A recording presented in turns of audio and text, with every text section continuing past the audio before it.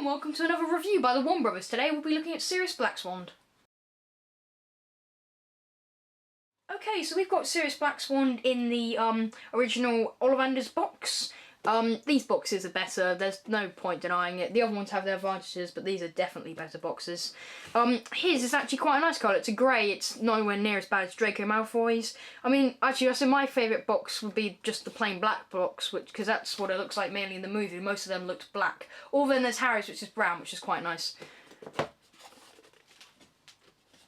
This comes with blue curtains. I think McGonagall's comes with blue curtains as well, but I was really surprised when I saw this, because I haven't seen the blue before. It's actually really nice.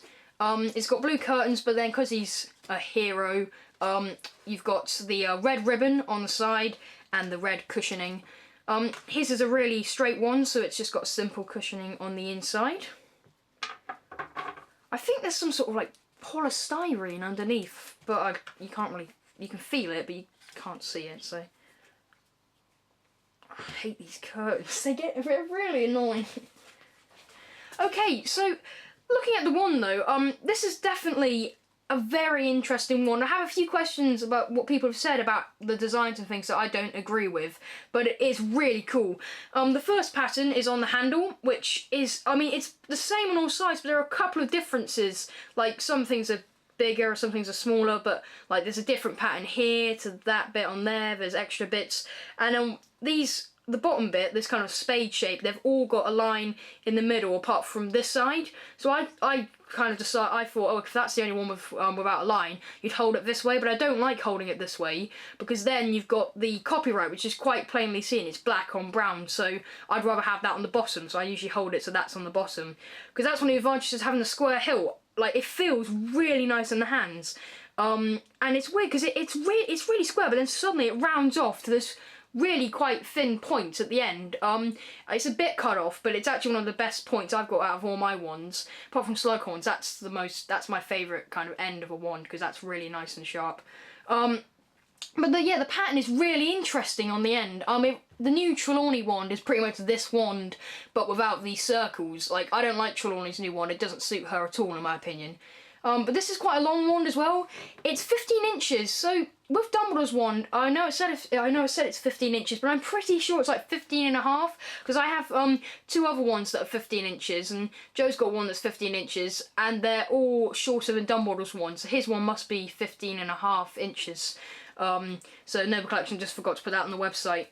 But yeah, so the handle's really nice, and then you have this really cool spiral. You have like a line that starts here and a line that starts here, and they just twirl round and keep twirling around. And when I first looked at this on the Noble Collection website, thought I don't like these circles, but they're actually pretty cool. You've got all these little dots, and then you've got a main circle with a dot in the middle, and it's actually quite interesting. The thing is though, a lot of people say, oh, he carved them when he was in Azkaban, but I don't see how that works, because surely if you've been taken to Azkaban prison, they take your wand.